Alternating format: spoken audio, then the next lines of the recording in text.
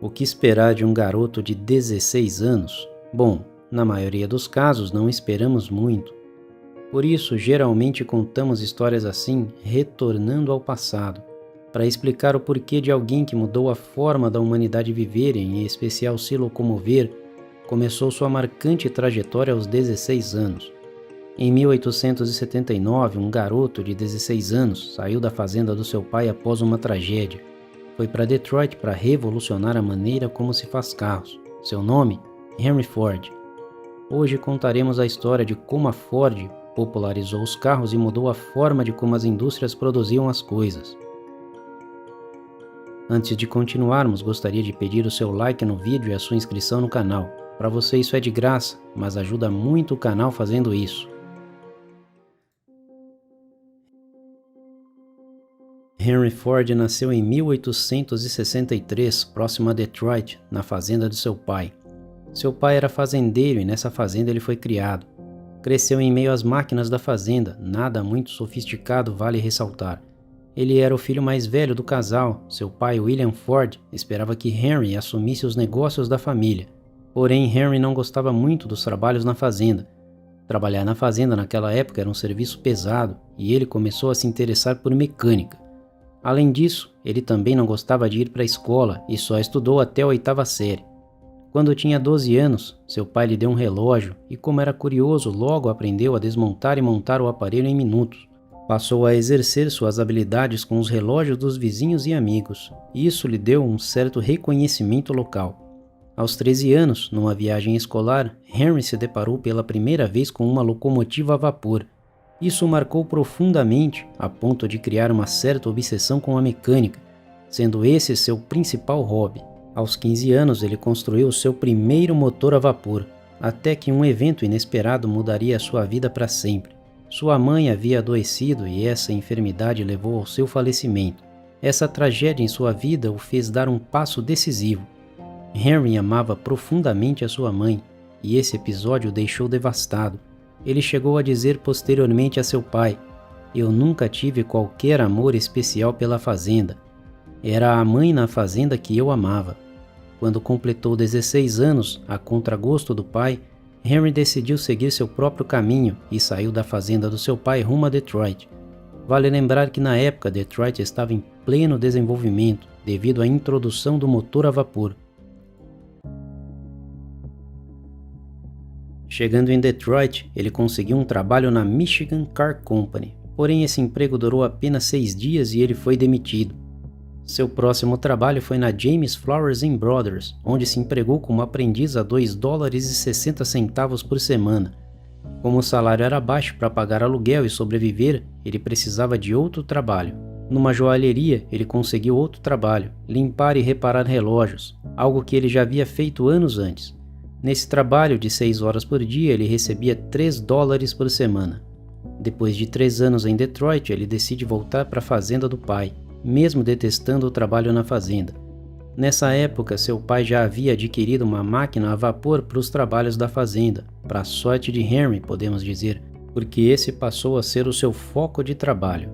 Seu pai passou a lhe pagar $3 por semana para operar a máquina, e novamente a sua fama nas redondezas cresceu a ponto de chegar na Westinghouse Company em Nova York, que o contratou para consertar motores de trator por todo o sul do estado de Michigan.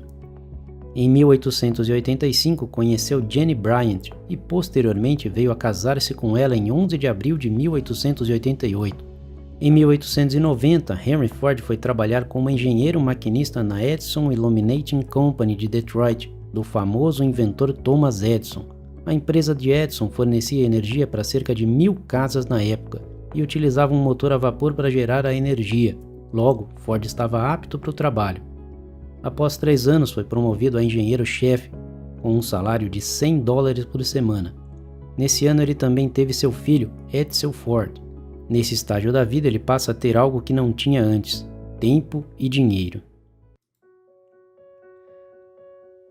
Agora, com recursos e tempo, Ford começou a se dedicar mais a sério nas suas experiências pessoais e mais especificamente nos motores a gasolina, motor que havia conhecido em 1891 numa revista inglesa. Na época, Era um motor pouco difundido, havia em maior quantidade na Alemanha, mas ainda assim em pequenas quantidades. Algo positivo desses motores era que não precisava de 30 minutos para dar a partida, ou seja, era um motor otimizado do ponto de vista de uso. Imagine só quanto tempo seria gasto em 10 anos perdendo 30 minutos por dia para dar a partida num motor. Esse motor era novidade, especialmente na América. Dessa experiência, em junho de 1896, Henry Ford conseguiu concluir seu projeto, o qual chamou de quadriciclo. O carro superaquecia depois de um tempo rodando, mas apesar dos problemas, o projeto foi bem sucedido. Depois de algumas melhorias, como um sistema de refrigeração, o carro estava apto para ser vendido no mercado a um preço de $200. O próximo projeto de Ford era criar um carro maior, mais resistente e consequentemente mais pesado que o primeiro, e ele teve êxito novamente. Ford chamou um madeireiro rico para fazer um test drive no carro. Seu nome era William Murphy, que logo após quis fazer parte dos negócios e se tornou seu sócio. O próximo passo foi criar uma empresa para vender os carros. Ele criou a Detroit Automobile Company em 1899, porém a empresa não foi bem sucedida e faliu. 2 anos mais tarde foi a vez de abrir outra empresa, a Henry Ford Company. Teve divergências entre os investidores e algumas dificuldades com logística, além do gosto de Ford por carros de corrida, o que contrariava os investidores que queriam carros de passeio. Logo, Henry Ford foi posto para fora do negócio e chamaram outro Henry, dessa vez Henry Leyland, para seguir com o negócio. Após remodelar a fábrica, ela se tornaria posteriormente o que conhecemos como Cadillac Motor Company. Ford foi demitido da empreitada. Com menos pressão e se voltando para um interesse pessoal, carros de corrida, esporte que se tornava bastante popular na época, ele decide entrar nesse mercado para mostrar a superioridade do seu carro. O novo carro de Ford foi um sucesso, com 80 cavalos de potência, dirigido por Barney Oldfield. Esse é o tipo de repercussão que investidores gostam e, novamente, ele tinha credibilidade para um novo negócio. Seu novo negócio, o terceiro, veio do aporte de 11 investidores. Entre eles havia um minerador rico chamado Alexander Malcolmson. Inicialmente, a nova empresa se chamava Ford Malcolmson Limitada. Posteriormente, em 1902, o nome foi mudado para Ford Motor Company. A empresa tinha um grande desafio pela frente. Na época, fazer um carro era extremamente complicado. Era necessário ter os melhores engenheiros trabalhando em projetos que demoravam para sair do papel. Tudo isso tornava o produto final muito caro, daí o motivo só dos muito ricos poderem comprar, ou então era feito para corrida, pois havia um mercado para isso. O grande desafio da empresa era tornar o carro, que era um instrumento para poucos, em um produto que chegasse nas mãos da maior quantidade de pessoas possível. Logo, baixar os custos era necessário. Tudo isso culminou no modelo A, que foi melhorado até chegar no modelo T. Se há uma coisa que Ford aprendeu com seus negócios anteriores, foi a importância da logística. Diferentes peças vindo de diferentes lugares faziam a produção de carros parar. Logo, um distribuidor centralizado, ao menos na época, ajudaria muito nesse processo. Em 1909, durante uma viagem a Chicago, ele visitou um matadouro e ali notou algo que mudaria toda a maneira de se produzir as coisas, não somente carros. Ele não foi o inventor desse modelo de produção, mas certamente foi quem introduziu com grande sucesso e em larga escala o método. Lá ele viu que os trabalhadores cortavam as carnes em estações de trabalho específicas. As carnes iam passando por uma esteira. Percebendo a eficiência do método, ele teria outro grande desafio. Uma coisa é cortar carne, outra é fazer carros. Por isso, para utilizar esse conceito de linha de produção, era necessário adaptá-lo e principalmente aprimorá-lo. Na época era construído um carro por vez e isso tornava o processo lento. Só que para utilizar esse novo conceito, ele precisava de espaço, muito espaço. Por isso ele fez um novo investimento. Após levantar o capital, ele construiu uma nova fábrica onde foram contratados 300 funcionários. Inicialmente ele aumentou a produção 5 vezes. Evidentemente, como estava em seu início, esse processo seria aperfeiçoado múltiplas vezes ao longo dos anos. Após diversos aperfeiçoamentos, inclusive de material, finalmente ele lançou um dos modelos mais icônicos e mais vendidos, o modelo T. Foi lançado a um preço de $850. Apesar de relativamente caro na época, a Ford recebeu 1.000 pedidos desse modelo. Com tantos pedidos, logo Ford entendeu que era necessário aprimorar ainda mais seu modelo de linha de produção, para assim atender a demanda crescente. Em 1910, ele constrói uma nova fábrica para aprimorar ainda mais o seu modelo de linha de produção. O novo local escolhido foi Highland Park, Michigan, onde também, vale destacar, foram realizados vários testes para aprimorar o modelo.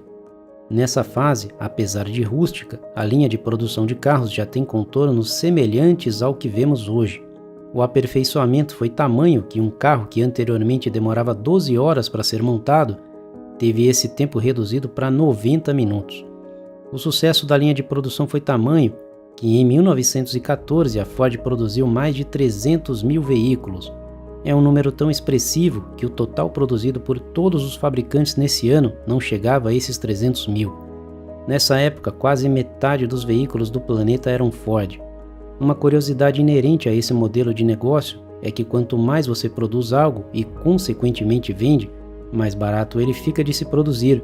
Logo, o carro que era vendido a $850 baixou para menos de $400. Isso permitiu que pessoas com poder aquisitivo menor pudessem comprar o modelo T. Isso só ajudou na popularidade da marca, tornando a marca Ford muito popular. Mas, no mundo dos negócios, as coisas mudam muito rápido. Um dos primeiros problemas enfrentados pela Ford foi oriundo justamente do seu modelo de produção. Quem trabalha ou já trabalhou numa fábrica sabe que a pessoa faz exatamente aquela mesma coisa o tempo todo. Isso acaba tornando todo o processo extremamente monótono, quase sem curva de aprendizado. Além disso, as condições de trabalho eram difíceis. Os trabalhadores enfrentavam longas horas de trabalho, baixos salários e ambientes perigosos e insalubres. Em 1913, a fábrica de Highland Park foi palco de um dos maiores conflitos trabalhistas da história dos Estados Unidos, conhecido como a Greve do Fordismo. Os trabalhadores iniciaram uma greve por melhores condições de trabalho e salários mais altos. A empresa respondeu contratando espiões para vigiar e intimidar os grevistas. A greve atraiu a atenção da imprensa e do público em geral, e a Ford acabou cedendo às demandas dos trabalhadores, aumentando os salários e melhorando as condições de trabalho. Ainda assim, a Ford enfrentava altas taxas de rotatividade. Funcionários deixavam seus empregos após alguns meses ou semanas. Isso ocorria em parte por falta de benefícios e estabilidade no emprego. A introdução da linha de montagem móvel e outras inovações de produção levaram a uma significativa redução do tempo necessário para construir um carro e resultou em um aumento de produção e lucratividade. Com isso, a Ford decidiu aumentar os salários para incentivar os trabalhadores a permanecerem na empresa e reduzir a rotatividade. Em 1914, a Ford anunciou que iria dobrar os salários de seus funcionários para $5 por dia, uma quantia significativa na época. A empresa também reduziu as horas de trabalho diárias de 9 para 8 horas. Para os especialistas e concorrentes na época, isso levaria à falência. Porém, além disso não acontecer, forçou seus concorrentes também a fazerem o mesmo. Em decorrência disso, muitos trabalhadores passaram a querer trabalhar na Ford e muitas pessoas iam até Michigan para tentar trabalhar na empresa. Em 1919, Ford finalmente comprou a parte dos outros investidores, por estar cansado da interferência dos outros em seus negócios. Ford tinha uma característica que pode ajudar ou atrapalhar muito. Ele era teimoso. Essa teimosia o fez continuar com a venda do modelo T por mais tempo que deveria. E depois de não ouvir os conselhos nem mesmo do seu filho, começou a ver o modelo T ter um declínio nas vendas. Não podendo mais ignorar os números, encerrou a produção desse icônico carro em 1927. Outros problemas vieram na jornada da empresa, como a Grande Depressão dos anos 30, em que Ford teve que demitir funcionários para se manter competitivo. Um duro golpe ainda o aguardava. Seu filho Edsel morreu de câncer no estômago em 1943. O neto de Henry, o Henry Ford II, assumiu os negócios 2 anos depois. Henry Ford se aposentou rico, reconhecido e tendo feito uma das maiores montadoras de carro até os dias de hoje. Henry Ford morreu em 7 de abril de 1947, aos 84 anos de idade. mas seu legado permanece vivo e empregando milhares de pessoas até os dias de hoje. Embora a Ford tenha encerrado as suas atividades de montagem de veículos no Brasil, ainda é muito popular no país. E você, já foi proprietário de um veículo da Ford? Qual foi o modelo? Para você que nos acompanhou até aqui, muito obrigado. Nos ajude deixando seu like e se inscrevendo no canal. Deixei aqui mais 2 vídeos interessantes. Te vejo lá daqui a pouco.